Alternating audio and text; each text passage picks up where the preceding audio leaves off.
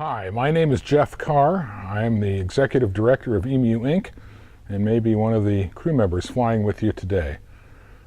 By now, you've decided to fly on EMU 309, an accurately restored Huey Slick or troop carrier, as they were used in Vietnam. If you would like to know more about the history of EMU 309, EMU Inc., and how she was restored by us in 2003 and 2004, and how she was operated in Vietnam, please feel free to look at any of our photographs, videos, other materials that are available in the hangar, up in the office, or on our website. EMU 309 is maintained as an experimental historical aircraft under applicable FAA guidelines. Although Hueys are the least experimental helicopter to have ever flown, and over 10,000 of them were built, once they come out of Army service, it's required that they be placed in the experimental category for civilian use.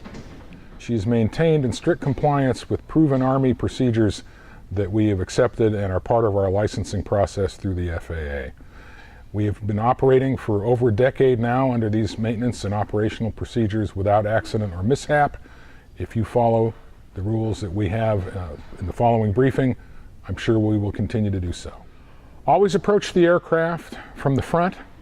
And for purposes of determining the front, imagine a line drawn perpendicularly through the mast of the aircraft, and that defines what the front of the aircraft is from what we consider the rear. You will be approaching the aircraft only when asked to do so by a uniformed crew member or a designated volunteer. This is very important because we will be loading today while the aircraft is off the trailer and on the ground, and we'll be loading while the engine is turning and burning, or what we call hot.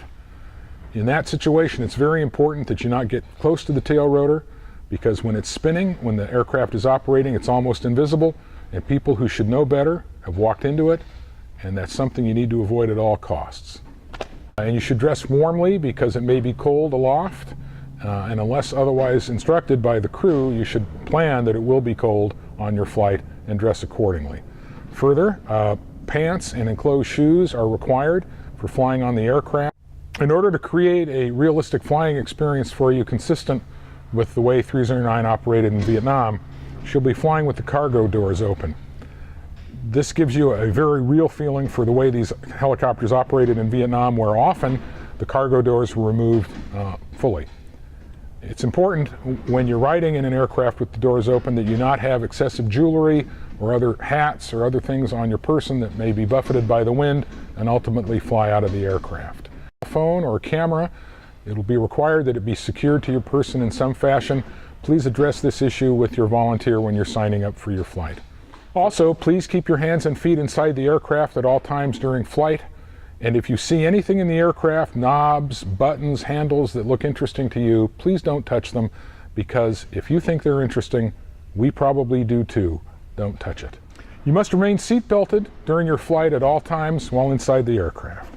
You do not need to know a lot about how the seat belts work, because a uniformed crew member is going to assist you with putting them on. However, it's important that you know how they operate in case of an emergency. So I'm going to demonstrate for you something you've probably seen before. Imagine I am your flight attendant. That's a pretty scary thing, but it's basically the same demonstration you get on a scheduled airline. The seat belts function in this fashion. This is the handle, and this is the receptacle that goes into the handle. It goes like this. And then it clicks with a detent like that.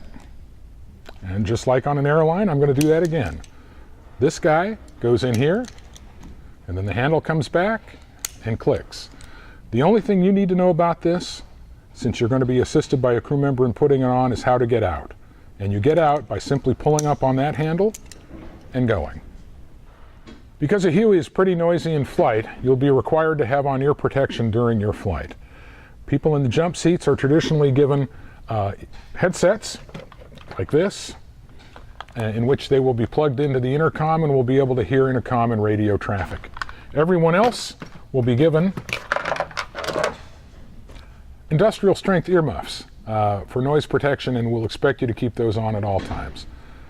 When you get out of the aircraft at the end of your flight, please hand whatever headset or earmuff protection you have to a uniformed crew member before departing the aircraft. In case of an emergency landing, please remain in the aircraft until instructed to depart by a uniformed crew member. When you get out of the aircraft, move on your hands and knees forward, not to the rear, but forward until you get outside of the main rotor disc, and only stand up at that point when you're sure that you're outside the main rotor disc. In an emergency landing, we may land on a hillside or in mud, or if we had a collapsed landing gear, the main rotor that's usually well over your head can actually come down below head height. Many people, like with the tail rotor, who should know better, who've survived emergency landings, have failed to follow that instruction and then walked into the main rotor upon getting out of the aircraft, which, as you might imagine, changes your entire social life. When getting ready for your flight, please follow the directions of our dedicated volunteers as closely and carefully as you can. It's very important for loading efficiently that you follow the directions so that we can get your flight done appropriately without any danger to you or to the crew. If you follow these directions carefully, I'm sure you will have a safe flight and have fun.